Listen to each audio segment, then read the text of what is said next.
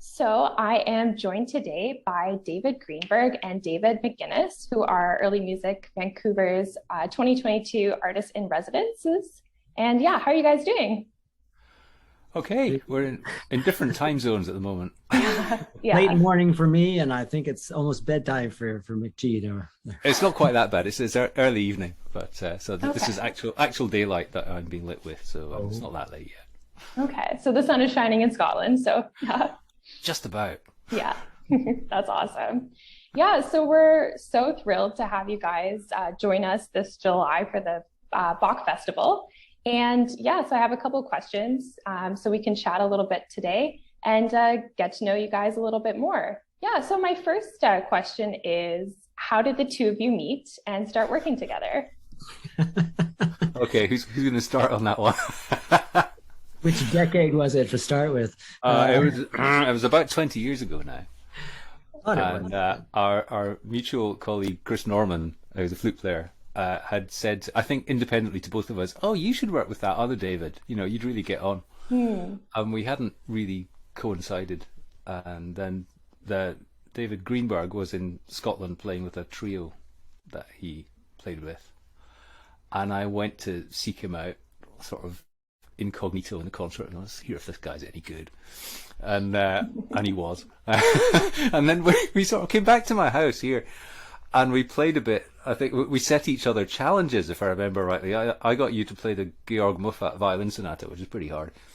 And he gave me some impossible Cape Breton tunes that I had to try and pick up and work out, that changed key every half a bar or something.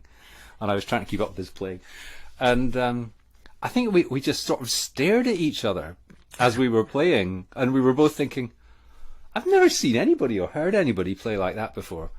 But, in a good way. And after about an hour, as he was leaving, we must do something together. Yeah, we should make a record or something. Yeah, let's do Yeah. something. And so yeah, it was all born one sort of Sunday afternoon, I think, in my front room. I'll just add that in the lead up to that meeting, um, I knew that this meeting was going to happen, so I checked out David McGuinness online and found his Concerto Caledonia. For some reason, I hadn't known about this entity before, and I was both like astounded and slightly horrified to find that he's basically recorded and done projects of everything I ever wanted to do, in the rest of my life in regard to Scottish music. And Beating you so to I said, it. so I'd we just had stolen to your start, life. yeah, so we just had to start from there and invent some new things. Wow, I love that story, that kind of like challenging each other to kind of like a test. Yeah. Well, yeah, I think we were sort of auditioning each other, really. And Yeah. once we'd done that, then we got some time in Halifax in Nova Scotia together at David's place, Oh, I love Halifax. where we just sat with his massive pile of photocopies of old Scottish music books and I just think I played borrowed through. a little Zuckerman harpsichord kit, and it lived at our house for that week, and Yeah. Yeah, it took up most of your somehow living room. Yeah. it pretty much took over. And yes, we had these large piles of music. You brought some, we had some, and we just kind of explored anything and everything. I love But that. in the space of a few days, then that gave us enough repertoire for I think several years to keep us really busy. It was a fruitful time. Yeah, that's awesome. So I guess that kind of leads into my next question, which is what initially drew each of you to historical performance? Okay, who's going first? Well, probably depression at conservatory.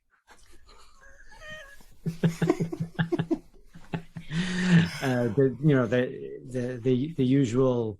I think many aspiring classical musicians share is the that moment of entering conservatory, which is the sort of the high level music school and North America's terminology anyway, and that moment where you realize that most of the people around you are better technically than you are. you know, and that is more highly viewed, the technical merit, than anything more, I don't know, more human connected, I'd say. And that is a pretty depressing kind of situation for somebody who feels like there's something that they can offer in music, with some nurturing and some practice and so on, but it kind of feels a bit squashed by that kind of feeling of you must get everything at such a high technical level that it kind of puts everything else lower than that. And then I found the Early Music Institute where I was going to school in Indiana, and met Stanley Ritchie and Elizabeth Wright and Tom Binkley, and kind of found another world that did seem to connect more with our human spirit as well as technical challenges, and that was more in line with something that I could grab a hold of, and felt nurturing both directions. Yeah, that's very similar to my own experience, I think, and that's really cool. What about you?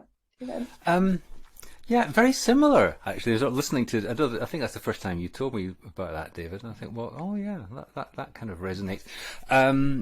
I sort of went to university to do maths, and I was really bad at it. And I realized within a few weeks that I was going to be miserable because I wasn't that great, and it was going to be every hour was going to be spent just keeping up with the class. And where I was at York, University of York in England, they had a great music department, and they did a maths and music degree, which is how I got in the door. And I thought, wow, these people are just having such a good time. And it was quite a radical place as well.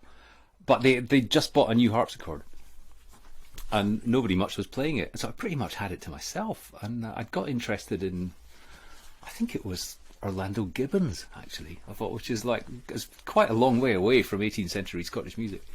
And most of my first year I just spent locked away learning vast tracts of his keyboard music and getting to grips with his instrument. And there was a Baroque violin player in final year who went, oh, there's a harpsichord player, great, I'll work with him. And so I sort of learned how to play the harpsichord really from a violinist telling me what not to do. You know, so I'd be playing away, playing whatever came into my head. She'd go, no, don't do that. No, don't play that note. Can you play that chord there? And that was kind of how I figured it out, you know, sort of in a sort of practical way. And like David, it was a kind of escape from that very competitive classical music world, because there were fewer of us doing this strange thing back then in the 80s. It was seen as quite a weird thing to do, as a very kind of alternative lifestyle thing to do as well. So that was kind of attraction, I think. So yeah, and also just being attracted to the music, and then getting into the more Scottish side of it was just from discovering these old books and having done some work and played the harpsichord a bit and learnt something about how Baroque music works. Then looking at this stuff and going, hang on, this doesn't fit. This is something else. It's not just somebody trying to make classical or Baroque music and failing. It's something different altogether. And I thought, oh, hang on, nobody plays this. Nobody's worked out how this goes. Oh, that would be interesting, wouldn't it? And it's that thing of, oh, hang on, why has nobody done that? And so I think the appeal of exploring repertoire that hadn't really, you know, I mean, for me back in the 80s and 90s, it was about, got to make the record, because that was, you know, the CD boom was still kind of happening then. You had to have a plastic disc. And just being able to make the music available in that way was a really kind of powerful idea to me. So I think that's where I got into that. Nice. Yeah. Thank you for that. That's really interesting to learn. Yeah. So my next question is, what similarities and differences have you noticed in the traditional folk music of Scotland versus Canada? So Cape Breton, Acadian folk music, etc. There's definitely one for David Greenberg first.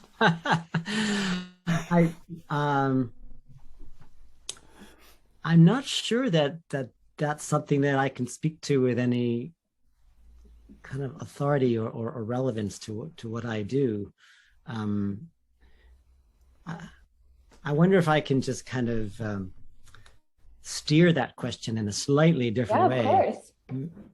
Most traditional music that I've come across has a different kind of aesthetic hierarchy than classical music, and that's traditional music, and there's a lots of those, and they all have their own hierarchy, and there's different sorts of classical music, right? And that there are different hierarchies as well.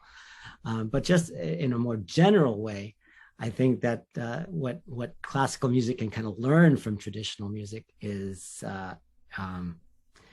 some aspects that perhaps they push down a little bit too far down the hierarchy, like a sense of flow that might supersede other things like tone quality, for example. And in fact, the tone quality exploration is itself kind of a fun thing. And of course, more contemporary classical music does, explore that, obviously. But what I think traditional music in general taught me about Baroque music is that there is a whole world there still to be discovered, that people in the sort of more mainstream Baroque scene are just barely scratching the surface of. And there's worlds, like in Bach, there's just worlds of aspects of the fantasy of that music, of each moment that you can go in any direction. And I just feel like most Baroque musicians only go in one direction. So that I know that didn't speak to like the difference in traditional music in Scotland versus in North America, but at least that starts the conversation. Yeah, that's thank you for that. That's really good to point out as well, just in general, the differences between folk music and Baroque music, and what the two can kind of learn from one another. And also act as comic relief for each other. Yeah. Very important these days. Yeah.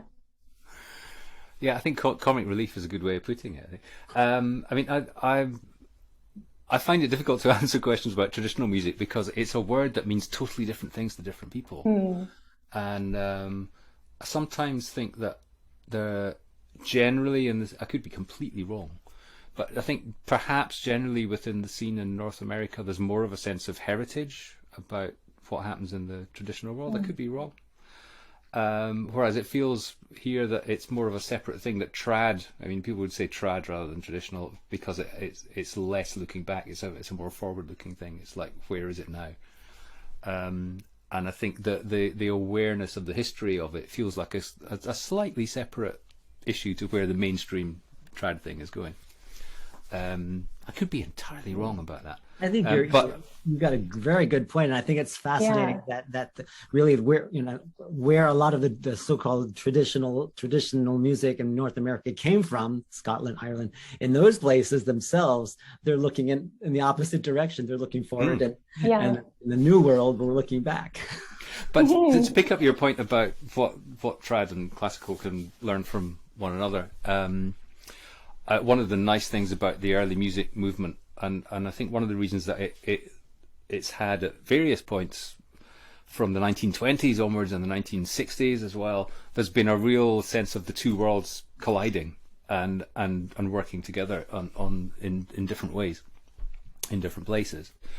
And it's about discovering a way of playing or a way of being or a way of making music which has a kind of flexibility about it and is social.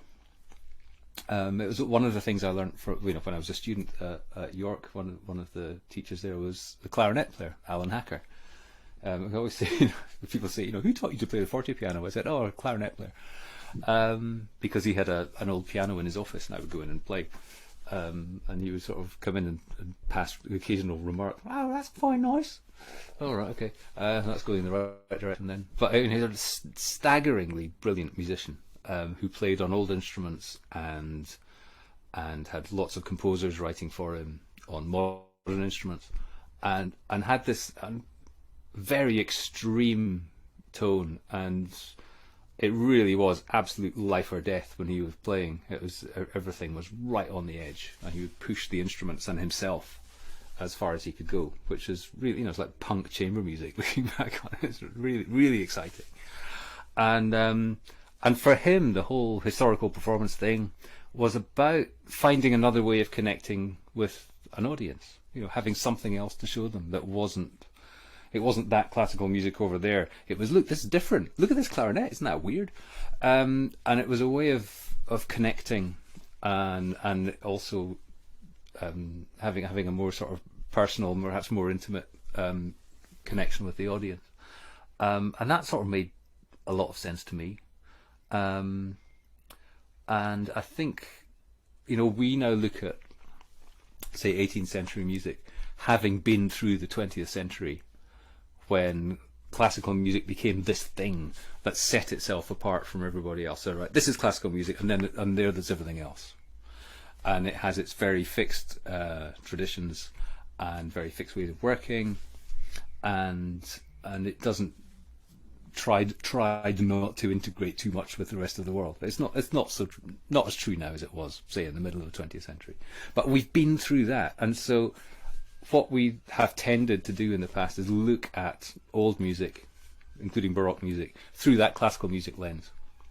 And actually, in the 18th century, the people who were composing and making music were surrounded by all kinds of music. So if Handel or Purcell were writing a hornpipe, famous hornpipe from the water music, it wasn't just, oh, that's a hornpipe. It was, a hornpipe was a real dance, danced by real sailors. And you could go down the docks or the harbour, and there would be real sailors dancing real hornpipes, and that's what that music is. It's not something that belongs in a concert hall. It's something that belongs somewhere else. And that's just one example. And the movement between what became separate musical cultures much later on was really fluid. And I think one of the things that the whole early music movement has been able to do is make it easier to be fluid in terms of what cultures and what musical resources you draw on for what, say, 60 years ago would have been considered, oh, this is classical music. Well, kind of. Isn't necessarily just classical music. Yeah, that's awesome. That kind of leads me to my next question, so we've talked a little bit about this kind of like traditional kind of blend that you guys do with Baroque. And so if you had to describe that stylistic blend in only 3 words, what would you choose? Yeah, the problem is that all the words that spring to mind are completely non-musical words. That's okay too. That's okay too. Whatever comes to mind. Well, whatever came to mind, it was just a tune by the Penguin Cafe Orchestra. It's called Salty Bean Fumble. And I thought, well, there's 3 words. The salty came to mind. I don't know why. In fact, and bean fumble makes no sense at all. But it's that sense of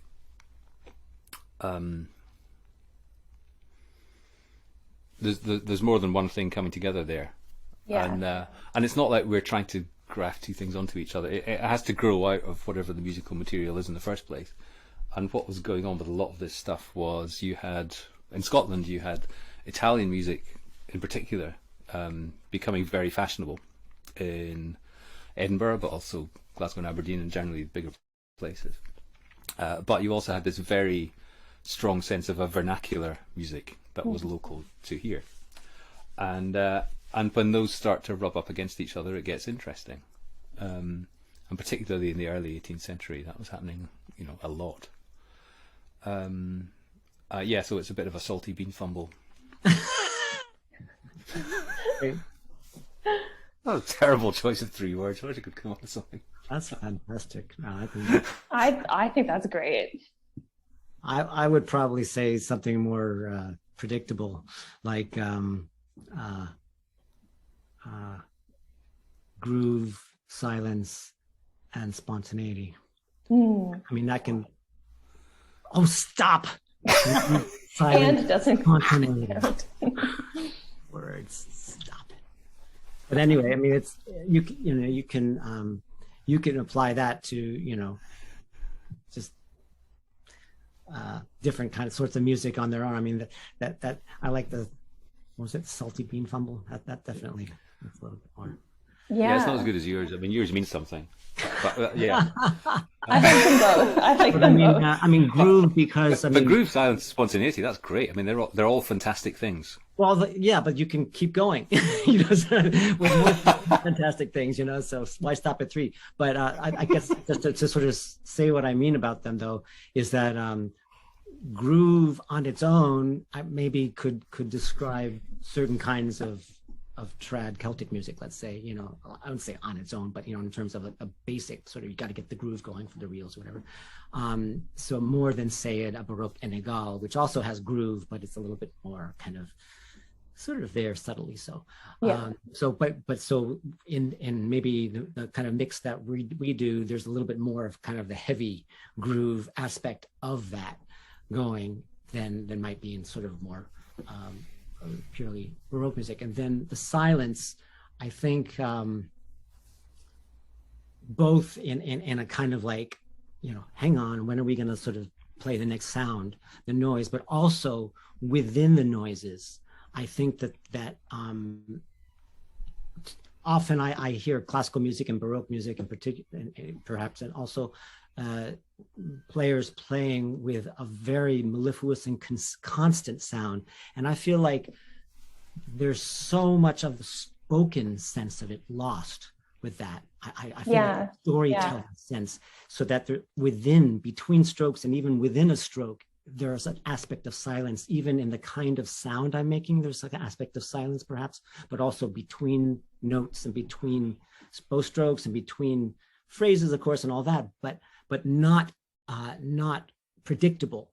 And that's where that third one, spontaneity, comes in, both in when and also what and how. I mean, all the basic questions of what you can throw in. It could be the kind of the syncopation kind of accents that the Cape Breton music has in it, that you could throw in somewhere that you wouldn't expect, just like a moment that kind of gives it a different kind of groove in a syncopated way. That could be something that could be spontaneous, or that aspect of timing could be spontaneous, that you're just throwing things off just a little bit one way or another, kind of on purpose, but by accident at the same time. So all kinds of things, and all kinds of noises that you can make or not make. So that can be spontaneous. Anyway, that's a little bit. Was that an extract from your TED talk on bowing? A TED talk. I have to say, it's really good. That time when I was giving that I don't even know what it was, some kind of a class, and Alison McGilvery was in the back of the room because we were playing a gig, I think, at some point before or after it. And she was just sitting there and kind of listening to what I was saying. And I was talking about bowing, and I think I was talking about how, I had a Baroque violin in front of me, but I was playing a traditional tune. And I was saying, well, you can play this slow traditional tune in this way, in this bowing, this bowing technique comes from Baroque playing, and you can sort of do this and kind of speed the bow up into the next bow. And I just happened to look over at Alison. Her jaw was kind of like at the floor. And she told me later, nobody's ever told her she's allowed to do that. And she said something like she spent the next week, kind of trying this out and kind of like having to put down her cello and kind of jump up and down. And obviously I didn't get that from Baroque music, but that kind of just came to me. Yeah. It talks about TED Talks and bowing. It's like, so I just make things up as I go along, and that's just what you're going to have to deal with. That's wonderful. Those are all great words. Yeah. So my last question, just to wrap things up, is, as artists in residence for Early Music Vancouver, what are you most excited for this summer festival? I'm really excited about doing so many different kinds of concerts in the same festival, the same week and a bit, 2 weeks, whatever it is. Mm-hmm. I can't imagine anybody else asking us to do that many different things, and it was wonderful for when Suzy LeBlanc asked us to come, and it was like, oh, could we do this? Oh, could we do that as well? Oh, what if we did that? Would that be fun? She's like, yeah. And so we found ourselves doing a brilliant variety of things, and I can't imagine getting being allowed to do that anywhere else. So that's really exciting to see if our brains explode by the second week. Well, I mean, aside from getting to hang out and play music with this fellow, again after quite a while, I'll echo what he just said about just the sheer variety of different possibilities and different events.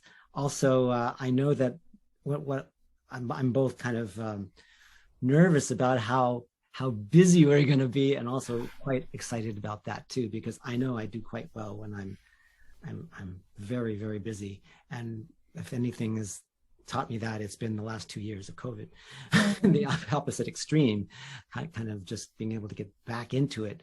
And I guess when it rains, it pours sometimes, and this is one. Yeah. Well, we are so excited to have you guys come in a couple of months. Yeah, it's been such a pleasure chatting with you. Thank you for taking the time to answer our questions.